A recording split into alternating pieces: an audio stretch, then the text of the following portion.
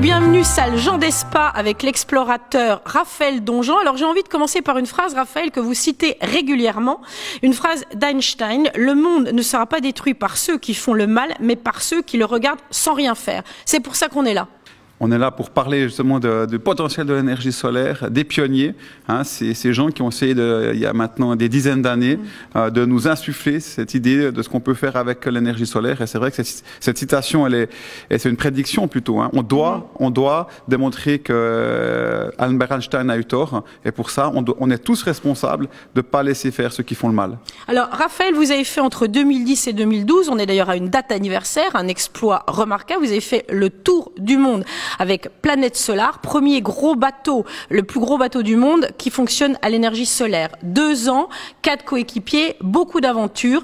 Finalement, une aventure humaine, bien évidemment, au-delà même de la science que vous allez nous faire partager à travers cette exposition, à travers cette interview aussi. Comment est venu ce déclic? Vous étiez ambulancier, informaticien. Quel a été le déclic dans la réalité? Il y a eu 2 déclics. Le premier déclic, ça a été tout d'abord que la technique existait. Hein, dans les années 2000, on avait développé un système d'hébergement solaire et j'ai pu constater que l'énergie solaire, ça fonctionnait, c'était économiquement rentable et c'était techniquement extrêmement fiable. Ça, c'est le premier déclic. Le deuxième déclic, c'est la prise de conscience en Islande, la disparition d'un glacier en particulier qui m'a vraiment fait réaliser que les changements climatiques, c'était une réalité et qu'il fallait faire quelque chose. Non pas en parlant des problèmes, parce que ça, effectivement, il faut alarmer, c'est important, mais beaucoup le font depuis un certain temps, la plupart sont des scientifiques, mais il fallait aussi amener des solutions. Et c'est pour ça que, voilà, on a décidé, j'ai eu cette idée un peu folle de faire le premier tour du monde à l'énergie solaire avec un bateau solaire. Alors, une idée un peu folle, mais finalement, vous avez été suivi. Alors, ce qui m'a beaucoup amusé dans une de vos interviews, c'est que vous disiez que finalement, il fallait trouver de l'argent, bien évidemment, puisque je crois que c'était un budget au départ annoncé de 20 millions d'euros. Finalement, ça coûtait 30 millions d'euros. Vous êtes parti avec pas un sou en poche.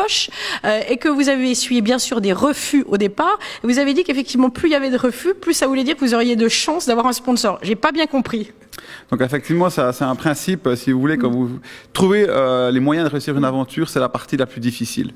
Hein, on sait qu'on a entre 2 et 4% de chances de succès, ce qui veut dire qu'on a 96 à 98% de réponses négatives. Et c'est quelque chose qui est très difficile à vivre. Hein. Tous les jours, on a des réponses négatives. Et là, soit vous êtes pessimiste, et puis chaque fois que vous avez une réponse négative, vous pensez que ça va vraiment pas fonctionner. Ou alors, vous essayez d'être optimiste, d'être positif, puis vous transformez la statistique à votre avantage.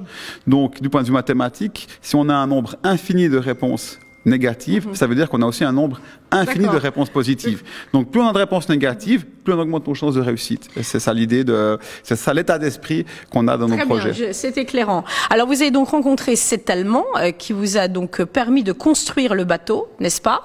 Et qui l'a soumis à une utilisation commerciale ensuite, parce qu'il ne voulait pas que le bateau reste un bateau d'une aventure, mais qu'il ait une vie après. Quelle est sa vie maintenant, ce bateau? Alors ça, c'est vraiment l'idée d'Imo Streuer, la personne qui a cru en ce projet et puis qui a financé la construction du bateau. Effectivement, il voulait le récupérer. Alors, c'était pas très clair. Est-ce que c'est commercial ou une deuxième vie comme bateau scientifique? Ça, c'était pas très clair, mais il voulait pas que ce bateau termine sa vie dans un musée. Il voulait qu'il ait une deuxième vie. Et cette deuxième vie aujourd'hui, ça avait créé For Water, une fondation qui s'engage contre les déchets plastiques qui terminent leur vie dans l'océan.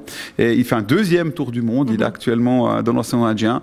Et voilà, c'est vraiment incroyable parce que ce bateau où beaucoup de gens nous avaient prédit qu'on n'arriverait même pas à traverser l'Atlantique, eh ben, il fait un deuxième tour du monde. Et pendant 5 ans, je crois. C'est une expédition de 5 ans autour du monde, avec un départ en Méditerranée, un retour en Méditerranée. C'est un peu votre bébé, même si vous en avez un futur dont on va parler. Est-ce que vous allez de temps en temps leur rendre visite?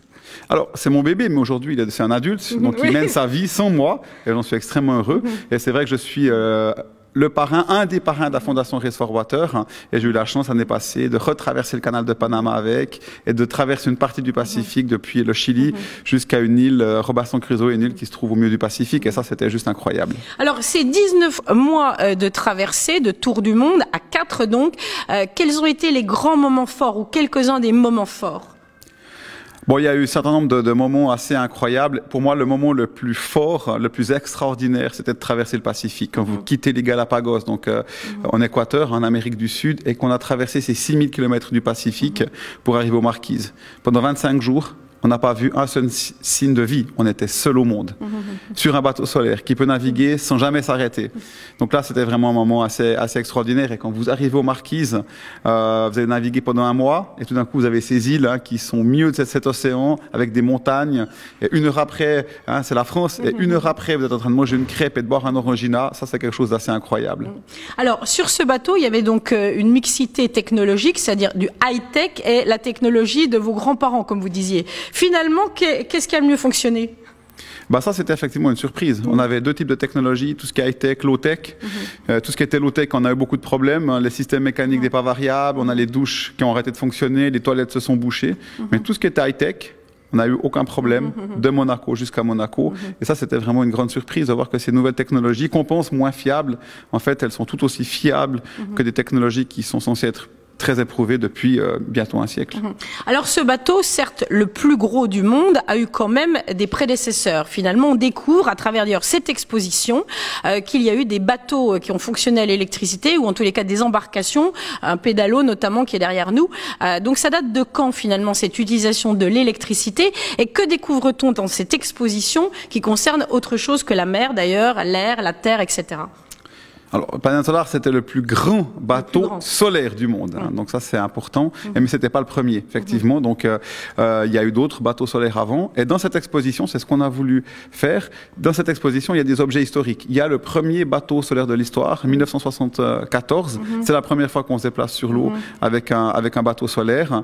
Mais il y a aussi des objets sur le premier avion solaire, 1978, jusqu'au Tour du monde de Solar Impulse de Bertrand Piccard, premier Tour du monde en avion. Il y a la maquette de mon bateau avec une hélice qui nous a vraiment propulsé autour du monde. Donc l'idée de cette exposition, c'est vraiment d'avoir des objets qui ont réalisé des choses extraordinaires et qui résument un peu cette histoire des pionniers, mais aussi on parle du futur, de demain. Qu'est-ce qu'on pourra faire avec l'électricité, avec la mobilité électrique et l'énergie solaire. Alors c'est quoi un pionnier, Raphaël ?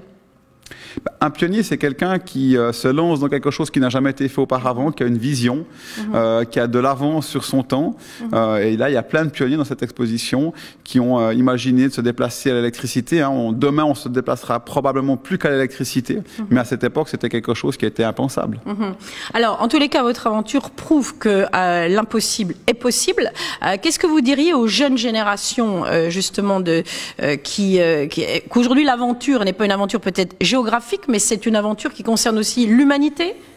Je dirais qu'on est face à des difficultés climatiques qui sont vraiment extrêmement importantes. On est face au défi le plus important que notre espèce n'a probablement jamais vécu, et on doit le traverser. Et soit on le voit comme des difficultés, et là ça va être très compliqué, ou alors on le voit comme finalement une opportunité de changer et d'inventer un monde différent. Et ça ne veut pas dire qu'on aura moins de confort. Ça veut juste dire qu'on utilisera les ressources que la nature nous met à disposition et qu'on va faire toujours des choses incroyables, qu'on aura toujours le droit de rêver, mais ça grâce aux énergies renouvelables. Alors aujourd'hui, Raphaël, vous avez un nouveau très grand projet. Présentez-le nous. Alors aujourd'hui, notre nouvelle aventure, c'est Solar Stratos, dont le but est d'aller dans la stratosphère, voir finalement la courbure de la Terre, tout ça grâce à l'énergie solaire. Donc c'est réaliser un peu la légende d'Icare, 4000 ans plus tard. Oui, j'espère que ça se termine mieux.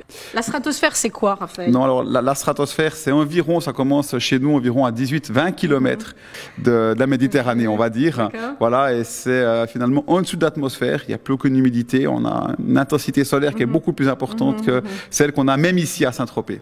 D'accord. Alors, donc le but, c'est de montrer qu'effectivement, un engin fonctionnant à l'énergie solaire peut aller plus haut qu'un engin fonctionnant qu'un avion classique. L'idée, c'est finalement de montrer qu'avec un avion qui fonctionne au fuel, il lui faut du fuel, son carburant, mais il lui faut de l'oxygène, c'est un comburant. Plus on monte, moins d'oxygène, donc le rendement du moteur baisse, alors qu'avec un avion électrique et solaire, bien qu'on ait une quantité d'énergie finalement limitée, plus on monte et plus on a d'énergie. Donc le meilleur moyen de rejoindre la stratosphère, de faire de la haute atmosphère, à part les fusées bien sûr, c'est les avions électriques et solaires. Donc Icare, c'était un pionnier. Oui, exact. Alors Raphaël, vous parliez des déclics qui vous ont amené à cette aventure. Il y a aussi un déclic, je crois, c'est votre compagne, votre femme, qui est historienne, archéologue. C'est une aventure à deux que vous avez vécue. Est-ce que c'est important ça ? Donc c'est important d'avoir le soutien de sa famille, de nos proches. Et puis c'est vrai que Raphaël est historienne, archéologue, et elle a commencé à s'intéresser finalement à toute cette histoire.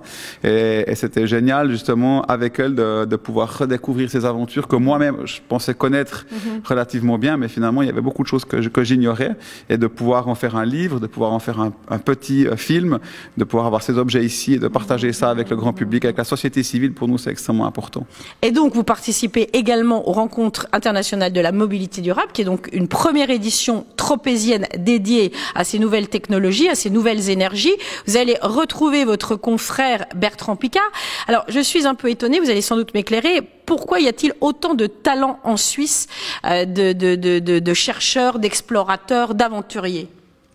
Alors c'est vrai que par rapport aux aventures solaires, on a fait le premier tour du monde en bateau solaire, le premier tour du monde en avion solaire, la première traversée de l'Atlantique.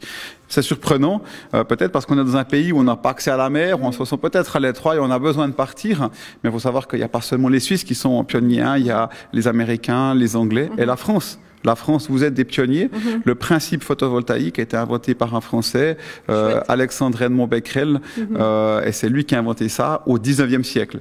Donc, il y a eu beaucoup de choses aussi qui ont été réalisées en France. L'électrification, par exemple, du premier aéronef, hein, c'était aussi en France, aussi au 19e siècle. Donc, on voit qu'il y a des choses assez incroyables qui ont été réalisées en France également. Bon, eh bien, écoutez, tant mieux, nous en sommes ravis. Raphaël, on vous remercie de nous avoir fait voyager à travers cette exposition.